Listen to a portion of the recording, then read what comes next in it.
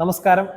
ഇന്ന് നമ്മൾ ചർച്ച ചെയ്യാൻ പോകുന്നത് കേരള PSC അപ്ഡേറ്റ് ചെയ്തതിന് ശേഷം അല്ലെങ്കിൽ പുതിയ ശൈലിയിലെ ചോദ്യ പാറ്റേൺ തുടരുന്നതിന് ഇടയിൽ ഏറ്റവും അധികം ചോദിച്ചിട്ടുള്ള സുപ്രധാന നിയമങ്ങളിലെ സ്ത്രീകൾക്ക് എതിരെയുള്ള അതിക്രമങ്ങൾ അല്ലെങ്കിൽ ദേശീയ തലത്തിൽ സ്ത്രീകളെ സംരക്ഷിക്കാനുള്ള സംവിധാനങ്ങൾ എന്നിവയാണ്. അതിൽ പ്രധാനപ്പെട്ട ഒന്നാണ് ദേശീയ വനിതാ കമ്മീഷൻ. ദേശീയ വനിതാ കമ്മീഷനെയും അതിൻ്റെ പ്രവർത്തനങ്ങളെയും അതിൻ്റെ മറ്റ് ചട്ടക്കൂടുകളെയും നമ്മൾ ഇന്ന് അറിയാൻ ശ്രമിക്കുകയാണ്. അപ്പോൾ എല്ലാവർക്കും ക്ലാസ്സിലേക്ക് സ്വാഗതം. ഇന്ന് ദേശീയ വനിതാ കമ്മീഷനെ കുറിച്ച് പറയുമ്പോൾ എന്തിനാണ് വനിതാ കമ്മീഷൻ രൂപീകരിച്ചത്, അല്ലെങ്കിൽ വനിതാ കമ്മീഷന്റെ ആവശ്യകത എന്നുള്ളത് നമ്മൾ ചർച്ച ചെയ്യണം. ഇന്ത്യയിൽ സ്ത്രീകൾ നേരിടുന്ന പ്രശ്നങ്ങൾ അത് ഏത് തരത്തിലുള്ളതായാലും ഈ പ്രശ്നങ്ങളെ അഭിസംബോധന ചെയ്യാനും അല്ലെങ്കിൽ അത് സ്വയമേവ അന്വേഷണം നടത്താനും അല്ലെങ്കിൽ അതിനൊരു വഴികാട്ടി അല്ലെങ്കിൽ അതിനെ അഡ്രസ് ചെയ്യാനുള്ള ഒരു ദേശീയ തലത്തിലുള്ള ഒരു സ്ഥാപനമാണ് ദേശീയ വനിതാ കമ്മീഷൻ. അപ്പോൾ എന്താണ് ദേശീയ വനിതാ കമ്മീഷന്റെ പ്രവർത്തനങ്ങൾ അല്ലെങ്കിൽ അതിന് മറ്റു കാര്യങ്ങളിലേക്ക് നമുക്ക് കടക്കാം. 1990 മെയ് 22 ഇത് ലോകസഭയിൽ ദേശീയ വനിതാ സംരക്ഷണ നിയമം അവതരിപ്പിച്ചു. 1990 മെയ് 22 നമ്മുടെ പാർലമെന്റിൽ, പ്രത്യേകിച്ച് ലോകസഭയിൽ ദേശീയ വനിതാ സംരക്ഷണ നിയമം അവതരിപ്പിച്ചു. അത് പ്രകാരം രാഷ്ട്രപതി ഒപ്പുവെക്കുന്നത്, ഏതൊരു നിയമവും ഒപ്പുവെക്കുന്നത് പാർലമെന്റിന്റെ ഇരു സഭകളിലും പാസ്സാക്കിയതിനു ശേഷം രാഷ്ട്രപതി ഒപ്പുവെക്കുന്നതോട് കൂടിയിട്ടാണ് നിയമം പ്രാബല്യത്തിൽ വരുന്നത്. അങ്ങനെ 1990 ഓഗസ്റ്റ് 30 ഇത് രാഷ്ട്രപതി അംഗീകരിക്കുകയും നിയമം പ്രാബല്യത്തിൽ വന്നു. ഇങ്ങനെയാണ് ദേശീയ വനിതാ സംരക്ഷണ നിയമം നിലവിൽ വരുന്നത്. അതുപ്രകാരം 1992 ജനുവരി 31 ദേശീയ വനിതാ കമ്മീഷൻ നിലവിൽ വരുന്നത്. ദേശീയ വനിതാ കമ്മീഷന്റെ അല്ലെങ്കിൽ ദേശീയ വനിതാ കമ്മീഷന്റെ കുറിച്ച് പ്രതിപാദിക്കുന്ന നിയമത്തിൽ 5 അധ്യായങ്ങളും 17 സെഷനുകളാണുള്ളത്. ഈ 5 അധ്യായത്തിലായിട്ടാണ് നമ്മൾ വനിതാ കമ്മീഷനെ കുറിച്ചും വനിതാ കമ്മീഷന്റെ ഘടനയെക്കുറിച്ചും പറയുന്നത്. ഈ 17 വകുപ്പുകളിലായിട്ടാണ് ഇതിന്റെ പ്രവർത്തനങ്ങളെ കുറിച്ച് നമ്മൾ വിശകലനം ചെയ്യുന്നത്. ഏതൊരു നിയമം പോലെ തന്നെ സെക്ഷൻ 1 അല്ലെങ്കിൽ അധ്യായം 1 പറയുന്നത് ഇതിന്റെ പേര്, ടൈറ്റിൽ, ഇതിന്റെ വ്യാപ്തി. ഈ നിയമം ഇന്ത്യയിൽ എല്ലായിടത്തും ബാധകമാണ്. ഇതിന്റെ പേര് ദേശീയ വനിതാ സംരക്ഷണ നിയമം 1990 എന്നാകുന്നു. ഇങ്ങനെയുള്ള കാര്യങ്ങളാണ് സെക്ഷൻ 1 പറയുന്നത്. അധ്യായം 1 പറയുന്നത്. ഇനി നമ്മൾ അധ്യായം 2 ദേശീയ വനിതാ കമ്മീഷന്റെ രൂപീകരണത്തെ കുറിച്ച് പറയുന്നത്. ദേശീയ വനിതാ കമ്മീഷൻ എന്ന് പറയുന്നത് ഒരു സ്റ്റാറ്റ്യൂട്ടറി ബോഡിയാണ്. അപ്പോൾ സംശയം ഉണ്ടാവും പലർക്കും, എന്താണ് സ്റ്റാറ്റ്യൂട്ടറി ബോഡി എന്ന്. ഇന്ത്യയിലെ പൊതുസ്ഥാപനങ്ങളെ, ഗവൺമെന്റ് സ്ഥാപനങ്ങളെ നമുക്ക് 2ആയിട്ട് തരംതിരിക്കാം. ഒന്ന് ഭരണഘടനാ സ്ഥാപനങ്ങൾ, മറ്റൊന്ന് ഭരണഘടനാ ഇതര സ്ഥാപനങ്ങൾ അല്ലെങ്കിൽ സ്റ്റാറ്റ്യൂട്ടറി ബോഡീസ്. ഭരണഘടനാ സ്ഥാപനങ്ങൾ എന്ന് പറഞ്ഞു കഴിഞ്ഞാൽ ഇന്ത്യൻ ഭരണഘടന വിഭാവനം ചെയ്യുന്ന അല്ലെങ്കിൽ ഭരണഘടനയിൽ പരാമർശിച്ചിട്ടുള്ള ഏതെങ്കിലും ഒരു സ്ഥാപനത്തെ നമ്മൾ ഭരണഘടനാ സ്ഥാപനം എന്നാണ് വിശേഷിപ്പിക്കുക. സ്റ്റാറ്റ്യൂട്ടറി ബോഡി എന്ന് പറഞ്ഞു കഴിഞ്ഞാൽ ഇന്ത്യയിൽ നിലവിലുള്ള ഏതെങ്കിലും ഒരു നിയമത്തിന്റെ പിൻബലത്തിൽ അല്ലെങ്കിൽ ആ നിയമം അനുശാസിക്കുന്ന തരത്തിൽ രൂപീകരിക്കപ്പെട്ടിട്ടുള്ള ഏതൊരു സ്ഥാപനത്തെയും നമ്മൾ സ്റ്റാറ്റ്യൂട്ടറി ബോഡി എന്നാണ് പറയുന്നത്.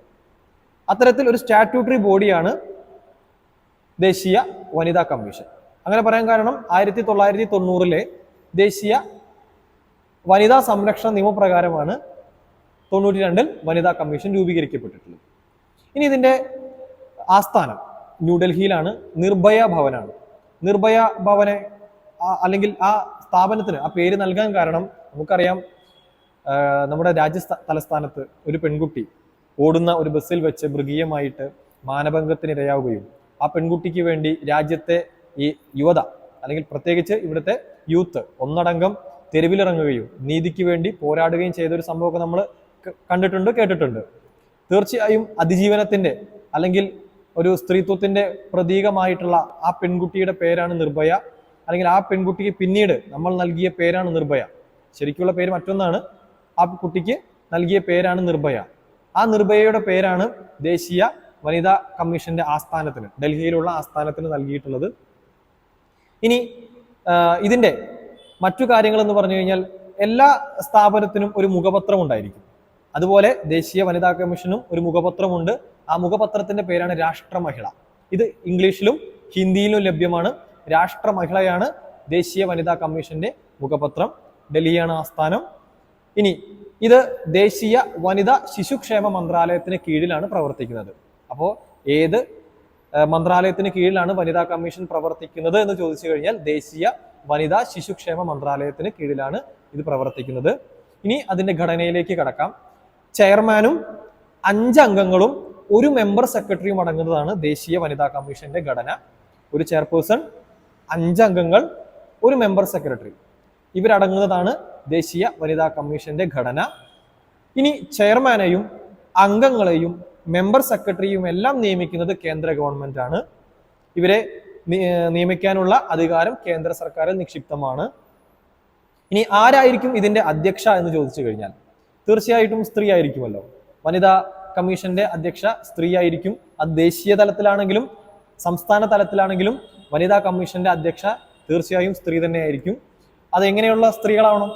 സ്ത്രീകളുടെ പ്രശ്നങ്ങളെ കുറിച്ച് പഠിക്കുകയും അല്ലെങ്കിൽ അത് പൊതുസമൂഹത്തിന് മുന്നിൽ അഡ്രസ്സ് ചെയ്യാൻ ശ്രമിക്കുകയും നിരന്തരം ഇടപെടുകയും ചെയ്യുന്ന പ്രതിജ്ഞാബദ്ധരായിട്ടുള്ള സ്ത്രീകളായിരിക്കും. അല്ലെങ്കിൽ സ്ത്രീ സംബന്ധിയായിട്ടുള്ള വിഷയങ്ങളിൽ ഇടപെടുന്ന സ്ത്രീകളായിരിക്കും. അല്ലെങ്കിൽ മഹോന്നത വ്യക്തിത്വങ്ങളായിരിക്കും ഇതിന്റെ അധ്യക്ഷ സ്ഥാനത്ത് അല്ലെങ്കിൽ ചെയർമാൻ സ്ഥാനത്ത് ഉണ്ടാവുക. മാത്രമല്ല മറ്റു മേഖലകളിൽ സ്ത്രീകളുമായിട്ടല്ലെങ്കിൽ കൂടി രാഷ്ട്രതന്ത്രം അല്ലെങ്കിൽ രാഷ്ട്രീയം, ഭരണഘടനാപരമായിട്ടുള്ള സവിശേഷതയെല്ലാം കൈകാര്യം ചെയ്യുന്ന ആളുകളും ഇതിൽ അംഗങ്ങളാവാറുണ്ട്. പിന്നെ മെമ്പർ സെക്രട്ടറിയെ കുറിച്ച് പറഞ്ഞു. മെമ്പർ സെക്രട്ടറി എപ്പോഴും ഒരു സിവിൽ സർവീസ് ഉദ്യോഗസ്ഥനാകും. ഇനി സിവിൽ സർവീസ് ഉദ്യോഗസ്ഥൻ അല്ലെങ്കിൽ തന്നെ മറ്റ് നേരത്തെ പറഞ്ഞ ഭരണത്തിൽ നൈപുണ്യമുള്ള ഒരു വ്യക്തിയെയും കേന്ദ്ര സർക്കാരിന് മെമ്പർ സെക്രട്ടറി ആയിട്ട് നിയമിക്കാവുന്നതാണ്. അപ്പോൾ ഒരു ബ്യൂറോക്രാറ്റ് എന്ന രീതിയിൽ, ഒരു ഉദ്യോഗസ്ഥൻ എന്ന രീതിയിൽ ഒരു മെമ്പർ സെക്രട്ടറിയും ഇതിന്റെ ഒരു തലവൻ എന്ന രീതിയിൽ ചെയർമാനും 5-ൽ കുറയാത്ത അംഗങ്ങളും അടങ്ങുന്നതാണ് ദേശീയ വനിതാ കമ്മീഷന്റെ ഘടന. ഇനി ദേശീയ വനിതാ കമ്മീഷന്റെ പ്രായപരിധി അല്ലെങ്കിൽ അതിൽ അംഗങ്ങളുടെയും ചെയർമാന്റെയും പ്രായപരിധി എന്ന് പറയുന്നത് 3 വർഷം 65 വയസ്സാണ്. 3 വർഷമോ 65 വയസ്സോ ഏതാണോ ആദ്യം തികയുന്നത് അതാണ് അവരുടെ പ്രായപരിധി. ഇതും നിശ്ചയിക്കുന്നതും കേന്ദ്ര ഗവൺമെന്റ് ആണ്. ഇവരുടെ പ്രായപരിധിയെ കുറിച്ച് തീരുമാനമെടുക്കുന്നതും കേന്ദ്ര ഗവൺമെന്റ് ആണ്. ഇനി നമുക്കറിയാം ഇന്ത്യയിലെ ആദ്യത്തെ വനിതാ കമ്മീഷൻ അധ്യക്ഷ ജയന്തി പട്നായിക് ആണ്. ഈ ജയന്തി പട്നായിക് ആണ് ഇന്ത്യയിലെ ആദ്യത്തെ വനിതാ കമ്മീഷൻ അധ്യക്ഷ. 1992-97 കാലഘട്ടങ്ങളിൽ അവരായിരുന്നു ആദ്യത്തെ ദേശീയ വനിതാ കമ്മീഷൻ അധ്യക്ഷ. നിലവിൽ രേഖാ ശർമ്മയാണ്. അവർ 2018 മുതൽ ആ ചുമതലയിൽ പ്രവർത്തിച്ചു വരുന്നു. നിലവിൽ ദേശീയ വനിതാ കമ്മീഷന്റെ അധ്യക്ഷ രേഖാ ശർമ്മയാണ്. ഡൽഹിയാണ് ആസ്ഥാനം. നിർഭയ ഭവനാണ്. ദേശീയ വനിതാ ശിശുക്ഷേമ മന്ത്രാലയത്തിന് കീഴിലാണ് ഇത് സ്ഥിതി ചെയ്യുന്നത്. രാഷ്ട്ര മഹിളയാണ് ഇതിന്റെ മുഖപത്രം. ഇത്രയും നമ്മൾ ചർച്ച ചെയ്തു. ഇനി ഇവർ രാജിക്കത്ത് സമർപ്പിക്കുന്നത്, ഇപ്പൊ എന്തെങ്കിലും കാരണവശാൽ ദേശീയ വനിതാ കമ്മീഷന്റെ ചെയർമാനോ അംഗങ്ങളോ രാജിക്കത്ത് സമർപ്പിക്കുന്നതും കേന്ദ്ര ഗവൺമെന്റിനാണ്. ഇനി അവരെ പിരിച്ചുവിടാനുള്ള അധികാരവും കേന്ദ്ര ഗവൺമെന്റിനാണ്. ഈ പിരിച്ചുവിടാനുള്ള സന്ദർഭങ്ങൾ നമുക്ക് ചർച്ച ചെയ്യാം. എങ്ങനെയാണ് ഒരു സ്റ്റാറ്റ്യൂട്ടറി ബോഡിയുടെ തലവനെ പിരിച്ചുവിടുക എന്ന് പറഞ്ഞു കഴിഞ്ഞാൽ, ഭരണഘടനാ സ്ഥാപനമാണെങ്കിൽ ഇംപീച്ച്മെന്റ് എന്ന് പറയുന്ന ഒരു നടപടിക്രമമുണ്ട്. ഇവിടെ ഇംപീച്ച്മെന്റ് അല്ല, കോടതി ബോധ്യപ്പെടുത്തിയിട്ടുള്ള ഒരു ചിത്തഭ്രമ രോഗിയോ അല്ലെങ്കിൽ മാനസിക വെല്ലുവിളി നേരിടുന്ന ഒരു രോഗിയായോ അല്ലെങ്കിൽ ഇദ്ദേഹം ഒരു സത്യപ്രതിജ്ഞ ലംഘനം നടത്തുകയോ അല്ലെങ്കിൽ ഏതെങ്കിലും തരത്തിലുള്ള ഒരു ആന്റി മൂവ്മെന്റ് ഇതിനിടയിൽ നടത്തുകയോ ചെയ്തു കഴിഞ്ഞാൽ തൽസ്ഥാനത്ത് നിന്നും അവരെ നീക്കം ചെയ്യാവുന്നതാണ്. നീക്കം ചെയ്യാവുന്നതിന്റെ പരിപൂർണ അധികാരം കേന്ദ്ര സർക്കാരിൽ നിക്ഷിപ്തമാണ്. ഇനി മറ്റു കാര്യങ്ങൾ, ഇവരുടെ ചുമതലകളെ കുറിച്ചാണ്. എന്തിനാണ് ദേശീയ വനിതാ കമ്മീഷൻ രൂപീകരിക്കപ്പെട്ടിട്ടുള്ളതെന്ന് പറഞ്ഞു കഴിഞ്ഞാൽ പ്രധാനമായിട്ടും സ്ത്രീകൾ നേരിടുന്ന പ്രശ്നങ്ങളെ അഭിസംബോധന ചെയ്യാനാണെന്ന് പറഞ്ഞു. അപ്പൊ എന്തൊക്കെയായിരിക്കും സ്ത്രീകൾ നേരിടുന്ന പ്രശ്നങ്ങൾ? അവർ തൊഴിലിടങ്ങളിലുണ്ടാകാം, പൊതുനിരത്തുകളിലുണ്ടാവാം, വീടുകളിലുണ്ടാകാം, അല്ലെങ്കിൽ അവർ ജോലി ചെയ്യുന്ന സ്ഥാപനങ്ങളിലുണ്ടാകാം. ഇങ്ങനെയുള്ള പ്രശ്നങ്ങളെല്ലാം പഠിക്കുക, അതിൽ നിർണായകമായിട്ടുള്ള തീരുമാനങ്ങൾ എടുക്കുക, അവിടെ സ്വമേധയാ കേസുകൾ രജിസ്റ്റർ ചെയ്യുക, അതിൽ അന്വേഷണം നടത്തുക, അല്ലെങ്കിൽ മറ്റ് ഏജൻസികളോട് റിപ്പോർട്ട് ആവശ്യപ്പെടുക, അവരെ കൊണ്ട് അന്വേഷിപ്പിക്കുക തുടങ്ങിയിട്ടുള്ള വിശാലമായിട്ടുള്ള കർത്തവ്യങ്ങൾ ദേശീയ വനിതാ കമ്മീഷനിൽ നിക്ഷിപ്തമാണ്. നിങ്ങൾ ഏതൊരു റാങ്ക് ഫയൽ എടുത്താലും അതിൽ കമ്മീഷന്റെ ചുമതലകൾ ഒരുപാട് പറയുന്നുണ്ട്. ഞാൻ അതിലേക്കൊന്നും കടക്കുന്നില്ല. നിങ്ങൾക്ക് അറിയാൻ സാധിക്കും. ഇപ്പൊ ഒരു ചോദ്യം കണ്ടാൽ തന്നെ നിങ്ങൾക്ക് അറിയാൻ സാധിക്കും താഴെ പറയുന്നവയിൽ ദേശീയ വനിതാ കമ്മീഷന്റെ ചുമതലകൾ എന്ത്, ചുമതലകളിൽ പെടാത്തത് എന്തെന്ന്. അത് തീർച്ചയായും ഏതെങ്കിലും ഒരു വികട സ്വഭാവമുള്ള ഒരു ഉത്തരമായിരിക്കും അതിലുണ്ടാകുക. നമുക്കത് തിരിച്ചറിയാൻ സാധിക്കണം. കാരണം ദേശീയ കമ്മീഷൻ, വനിതാ കമ്മീഷൻ രൂപീകരിക്കപ്പെട്ടിട്ടുള്ളത് സ്ത്രീകളുടെ പ്രശ്നങ്ങൾ അഭിസംബോധന ചെയ്യാനാണ്. അതിലെ തലവനാകട്ടെ ഇത്തരം പ്രശ്നങ്ങളിൽ പൊതുവെ ഇടപെടുന്ന ഒരാളാകുകയും ചെയ്യും. അത് ദേശീയ തലത്തിൽ മാത്രമല്ല കേട്ടോ. ഇപ്പൊ സംസ്ഥാന തലത്തിൽ സംസ്ഥാന മനുഷ്യാവകാശ കമ്മീഷൻ വനിതാ കമ്മീഷന്റെ ആദ്യത്തെ അധ്യക്ഷ നമ്മുടെ സുഗതകുമാരി ടീച്ചറായിരുന്നു. സുഗതകുമാരി ടീച്ചറെ നമ്മൾ പരിചയപ്പെടുത്തേണ്ട ആവശ്യമില്ല, മലയാളിക്ക് പരിചയപ്പെടുത്തേണ്ട ആവശ്യമില്ല. അറിയപ്പെടുന്ന സാമൂഹിക പ്രവർത്തകയും വിശ്വവിഖ്യാതയായിട്ടുള്ള കവയത്രിയുമായിരുന്നു സുഗതകുമാരി ടീച്ചർ. ടീച്ചറെ പോലെ സ്ത്രീകളുടെ പ്രശ്നങ്ങൾ മറ്റുള്ളവർക്ക് മുന്നിൽ അവതരിപ്പിച്ച, അല്ലെങ്കിൽ മധ്യവർഗ സ്ത്രീത്വത്തിന്റെ പ്രശ്നങ്ങൾ മറ്റുള്ളവർക്ക് മുമ്പിൽ അവതരിപ്പിച്ച ഒരു പാത്രം ഉണ്ടായിരിക്കുമോ എന്ന് എനിക്കറിയില്ല. പ്രത്യേകിച്ച് അദ്ദേഹത്തിന്റെ ഒരു കവിതയുടെ 2 വരികൾ, ഉള്ളിൽ കൊടും തീയാളുടും ദരിദ്രിയെ പോലെ പുറമെ തണുത്തിരുണ്ടവൾ എന്നാണ് സുഗതകുമാരി ടീച്ചർ വനിതയെ അല്ലെങ്കിൽ സ്ത്രീയെ വിശേഷിപ്പിച്ചിട്ടുള്ളത്. ഭൂമി എങ്ങനെയാണോ അകമേ തിളച്ചുമറിയുന്ന ലാവയാൽ തിളച്ചുമറിയുന്ന ഭൂമി പുറമെ തണുത്തിരുണ്ടാണ്, അതുപോലെയാണ് ഏതൊരു സ്ത്രീയും എന്ന് പറഞ്ഞു തുടങ്ങുന്ന അദ്ദേഹത്തിന്റെ കവിതയുടെ വരികൾ കൊണ്ടു ചെല്ലുന്നത് ഇങ്ങനെയാണ്: അവൾക്കുണ്ട് നെറ്റിത്തടത്തിൽ ഒരിറ്റു കുങ്കുമം.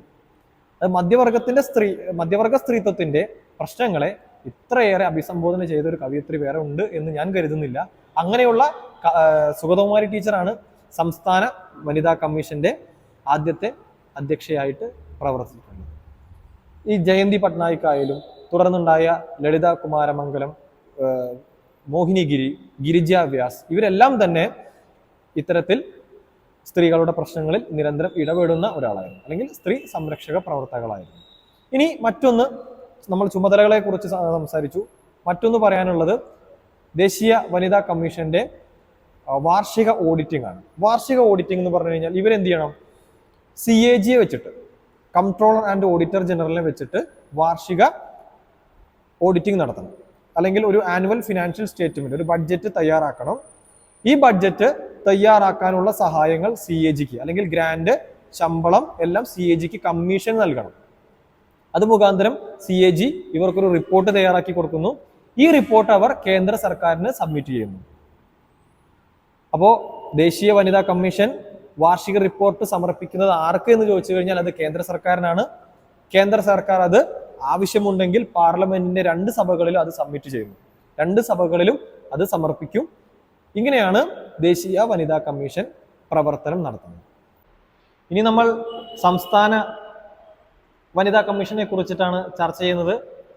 1990 അന്നത്തെ കേരളത്തിലെ പ്രമുഖരായിട്ടുള്ള നിയമജ്ഞരായിരുന്നു, പ്രമുഖരായിട്ടുള്ള ലോയേഴ്സ് ആയിരുന്നു justice VR Krishna Iyer, justice Subramanian Potti. ഇവരുടെ മാർഗനിർദ്ദേശത്താൽ പിന്നീടുണ്ടായ കുറച്ച് വനിതാ സംഘടനകളുടെയും അന്നത്തെ സാമൂഹ്യ ക്ഷേമ മന്ത്രിയായിരുന്ന KR ഗൗരിയമ്മയുടെയും നിർദ്ദേശത്താലാണ് കേരളത്തിൽ ഒരു സംസ്ഥാന വനിതാ കമ്മീഷൻ രൂപീകരിക്കണം എന്നുള്ളൊരു തീരുമാനത്തിലേക്ക് എത്തുന്നത്. എന്നാൽ അത് പിന്നീട് 5 വർഷങ്ങൾ കൂടി കഴിഞ്ഞ് 1996 മാർച്ച് 14 കേരളത്തിൽ ഒരു വനിതാ കമ്മീഷൻ കേരളത്തിന് മാത്രമായി രൂപീകരിക്കുന്നത്. 1996 മാർച്ച് 14. ആസ്ഥാനം തിരുവനന്തപുരമാണ്. തിരുവനന്തപുരത്തെ പട്ടത്താണ് സംസ്ഥാന വനിതാ കമ്മീഷന്റെ ആസ്ഥാനം. ഇവരുടെ ഒരു പ്രസിദ്ധീകരണമാണ് സ്ത്രീ ശക്തി. സംസ്ഥാന വനിതാ കമ്മീഷന്റെ പ്രസിദ്ധീകരണം അറിയപ്പെടുന്നത് സ്ത്രീ ശക്തി എന്നാണ്. ആദ്യത്തെ അധ്യക്ഷ നേരത്തെ പറഞ്ഞതുപോലെ സുഗതകുമാരി ടീച്ചറായിരുന്നു. നിലവിൽ P സതീദേവിയാണ് സംസ്ഥാന വനിതാ കമ്മീഷന്റെ അധ്യക്ഷ. ഇനി ആദ്യത്തെ അധ്യക്ഷ സുഗതകുമാരി ടീച്ചർ എന്ന് പറഞ്ഞു. പിന്നീട് വന്നിട്ടുള്ള എല്ലാ അധ്യക്ഷകളും ഈ മേഖലകളിൽ, സ്ത്രീകളുമായി ബന്ധപ്പെട്ടുള്ള മേഖലകളിൽ ഇടപെടുന്ന വ്യക്തികളായിരുന്നു. എങ്ങനെയാണോ സംസ്ഥാന തലം പറഞ്ഞത്, ദേശീയ തലം പറഞ്ഞത്, അതുപോലെ തന്നെയാണ് സംസ്ഥാന തലം ഉണ്ടായിട്ടുള്ളത്. അപ്പോൾ ഇനി അങ്ങോട്ട് ചർച്ച ചെയ്യുന്നത് ഇതിന്റെ പ്രവർത്തനങ്ങളും ഘടനയുമാണ്. ഇതിൽ ഒരു ചെയർമാനും 4 അംഗങ്ങളും ഒരു മെമ്പർ സെക്രട്ടറിയുമാണ് ഉണ്ടായിരിക്കുക. ഒരു ചെയർമാൻ, 4 അംഗങ്ങൾ, ഒരു മെമ്പർ സെക്രട്ടറി. ഈ അംഗങ്ങളിൽ 4 അംഗങ്ങളിൽ ഒരാൾ ഒരു പട്ടികജാതി പട്ടികവർഗത്തിൽ നിന്നുള്ള വനിതയായിരിക്കണം. ഇതൊരു നിബന്ധനയാണ്. ചെയർമാൻ കൂടാതെ നിയമിക്കപ്പെട്ടിട്ടുള്ള 4 അംഗങ്ങളിൽ ഒരാൾ പട്ടികജാതി പട്ടികവർഗത്തിൽ നിന്നുള്ള ഒരു വനിതയായിരിക്കണം. കൂടാതെ ഒരു മെമ്പർ സെക്രട്ടറി ഉണ്ടായിരിക്കും. മെമ്പർ സെക്രട്ടറിക്ക് എങ്ങനെയാണോ ദേശീയ തലത്തിലുള്ളത് അതുപോലെ തന്നെ ഒന്നല്ലെങ്കിൽ ഒരു സിവിൽ സർവന്റ് ആകാം, അല്ലെങ്കിൽ ഭരണം, മറ്റ് നൈപുണ്യ മേഖലകളിൽ പ്രവർത്തന പരിചയമുള്ള ഒരു വ്യക്തിയായിരിക്കാം. ഇനി പ്രവർത്തനം എന്ന് പറഞ്ഞു കഴിഞ്ഞാൽ സംസ്ഥാനത്തുടനീളം സ്ത്രീകൾക്കെതിരെ നടക്കുന്ന പ്രശ്നങ്ങൾ അല്ലെങ്കിൽ സ്ത്രീകൾക്കെതിരെ നടക്കുന്ന അക്രമങ്ങൾ, മറ്റ് വിഷയങ്ങളിൽ ഇടപെടുക, ഒരു സ്വതന്ത്ര കമ്മീഷനായിട്ട്, ഒരു അന്വേഷണ കമ്മീഷനായിട്ട് നിലകൊള്ളുക എന്നതാണ് സംസ്ഥാന വനിതാ കമ്മീഷന്റെ ധർമ്മം. ഇനി ഇവരുടെ കാലാവധിയെ കുറിച്ചാണ് നമ്മൾ പറയുന്നത്. സംസ്ഥാന വനിതാ കമ്മീഷൻ അംഗങ്ങളുടെയും ചെയർമാന്റെയും കാലാവധി 5 വർഷമാണ്. 5 വർഷം പൂർത്തിയാക്കുന്ന മുറയ്ക്ക് അവരെ തൽസ്ഥാനത്ത് നിന്നും നീക്കം ചെയ്യും, അല്ലെങ്കിൽ അവർ സ്വമേധയാ മാറി നിൽക്കുന്നു. ഇവരെ നിയമിക്കുന്നതും അതുപോലെ നീക്കം ചെയ്യുന്നതും സംസ്ഥാന സർക്കാരാണ്. നിങ്ങൾ ശ്രദ്ധാപൂർവം കേട്ടിരിക്കേണ്ട ഒരു കാര്യമാണ്. ദേശീയ വനിതാ കമ്മീഷൻ ആയിക്കോട്ടെ, സംസ്ഥാന വനിതാ കമ്മീഷൻ ആയിക്കോട്ടെ, മറ്റ് കമ്മീഷനുകളിൽ നിന്നും വ്യത്യസ്തമായി അല്ലെങ്കിൽ മറ്റ് സ്ഥാപനങ്ങളിൽ നിന്നും വ്യത്യസ്തമായി അപ്പോയിന്റ് ചെയ്യുന്നതും അല്ലെങ്കിൽ കമ്മീഷൻ അംഗങ്ങളെ അപ്പോയിന്റ് ചെയ്യുന്നതും പിരിച്ചുവിടുന്നതും അല്ലെങ്കിൽ രാജിക്കത്ത് സമർപ്പിക്കുന്നതും എല്ലാം സംസ്ഥാന സർക്കാരാണ്. ഇത് നിങ്ങൾ പ്രത്യേകം ഓർത്തു വെക്കണം. ഇത് ദേശീയ തലത്തിലും സംസ്ഥാന തലത്തിലും അങ്ങനെ തന്നെയാണ്. ഇനി മറ്റൊരു കാര്യം, ഇവരിൽ ദേശീയ തലത്തിൽ ഇല്ലാത്ത മറ്റൊന്ന് സംസ്ഥാന തലത്തിലുണ്ട്. അത് ക്വാറം ആണ്. സെക്ഷൻ 7-ൽ പറയുന്ന ക്വാറം. ക്വാറം എന്ന് പറഞ്ഞു കഴിഞ്ഞാൽ ഇപ്പോൾ ഇന്ത്യൻ ഭരണഘടനയിൽ സെക്ഷൻ 100-ൽ പറയുന്നത് ക്വാറത്തെ പറ്റിയിട്ടാണ്. പാർലമെന്റ് സമ്മേളനം കൂടണമെങ്കിൽ 543 അംഗങ്ങളിൽ 50%, 10% ആളുകൾ വന്നാൽ മാത്രമേ ആ സഭാ സമ്മേളനത്തിൽ വാലിഡിറ്റി ഉണ്ടാകൂ എന്ന് പറയുന്നത് പോലെ ഒരു സമ്മേളനം അല്ലെങ്കിൽ ഒരു സിറ്റിംഗ്, വനിതാ കമ്മീഷന്റെ ഒരു സിറ്റിംഗ് അത് വിജയമാണ് അല്ലെങ്കിൽ അത് നിയമപ്രാബല്യത്തിൽ വരണമെങ്കിൽ ആകെ അംഗസംഖ്യയായിട്ടുള്ള ഒരു ചെയർമാൻ, 4 അംഗങ്ങൾ, ഒരു മെമ്പർ സെക്രട്ടറി, ഇതിൽ 4 പേർ ചുരുങ്ങിയത് പങ്കെടുത്താൽ മാത്രമേ കമ്മീഷന്റെ ഒരു യോഗം പ്രാബല്യത്തിൽ വരുന്നുള്ളൂ. അങ്ങനെ പറയുന്ന ഒന്നാണ് ക്വാറം. സെക്ഷൻ 7-ൽ പറയുന്നു ക്വാറത്തെ പറ്റിയിട്ട്. ഈ സെക്ഷൻ 9-ൽ പറയുന്നത് അഡോക് കമ്മിറ്റിയാണ്. Formation of ad hoc committee. എന്താണ് അഡോക് കമ്മിറ്റി? നിങ്ങൾ അഡ്ഹോക്ക് എന്ന വാക്ക്, ADHOC, അഡോക് എന്ന വാക്കിനെ കുറിച്ച് കേട്ടിട്ടുണ്ടാവും. അത് രൂപീകരിക്കുന്നത് ഒരു സ്പെസിഫിക് പർപ്പസിന് വേണ്ടിയിട്ടാണ്. ഏതൊരു അഡോക് കമ്മിറ്റി രൂപീകരിക്കുന്നത് ഒരു ഇനീഷ്യൽ പർപ്പസ് അല്ലെങ്കിൽ ഒരു സ്പെസിഫിക് പർപ്പസിന് വേണ്ടി രൂപീകരിക്കുന്ന ഒന്നാണ് ഒരു അഡോക് കമ്മിറ്റി. ഇവിടെയും ഉണ്ട് അഡോക് കമ്മിറ്റി. ഈ അഡോക് കമ്മിറ്റിയുടെ പ്രവർത്തനം എന്ന് പറയുന്നത് ഇതുമായി ബന്ധപ്പെട്ട്, കമ്മീഷന്റെ പ്രവർത്തനവുമായി ബന്ധപ്പെട്ട് ചെയർമാൻ വിളിച്ചു ചേർക്കുന്ന ഒരു കമ്മിറ്റിയാണ്. ഇതിൽ 2-3 അംഗങ്ങൾക്ക് പങ്കെടുക്കാം. അവർ ചേർന്നിട്ടാണ് അഡോക് കമ്മിറ്റി രൂപീകരിക്കുന്നത്. എന്നാൽ അവർക്ക് മറ്റ് കമ്മീഷന്റെ അധികാരം ഉണ്ടായിരിക്കില്ല. സംസ്ഥാന വനിതാ കമ്മീഷന്റെ അധികാരം ഉണ്ടായിരിക്കില്ല. എന്നാൽ ഒരു അഡോക് കമ്മിറ്റിയെ വിളിച്ചു ചേർക്കാൻ സെക്ഷൻ 9 പ്രകാരം സംസ്ഥാന വനിതാ കമ്മീഷന് അധികാരം നൽകുന്നുണ്ട്. മറ്റൊന്ന് പരാതികളും അല്ലെങ്കിൽ തീരുമാനങ്ങൾ നടപ്പിലാക്കലാണ്. എങ്ങനെയാണ് തീരുമാനങ്ങൾ നടപ്പിലാക്കുക എന്ന് പറഞ്ഞു കഴിഞ്ഞാൽ, നമുക്കറിയാം, ഒരു സമ്മേളനം നടക്കുന്നു, ആ സമ്മേളനത്തിൽ ചർച്ച വരും. ആ ചർച്ചയിൽ ഭിന്ന അഭിപ്രായങ്ങൾ ഉണ്ടാവും, വിരുദ്ധ അഭിപ്രായങ്ങൾ ഉണ്ടാവും. അതെല്ലാം വോട്ടിനിട്ടാണ് പരിഹരിക്കുക. അതിപ്പോൾ പാർലമെന്റിലായാലും എവിടെയാണെങ്കിലും ഭൂരിപക്ഷത്തിന്റെ അഭിപ്രായത്തിലാണ് തീരുമാനമെടുക്കുക. ഇവിടെ അങ്ങനെ തന്നെയാണ്.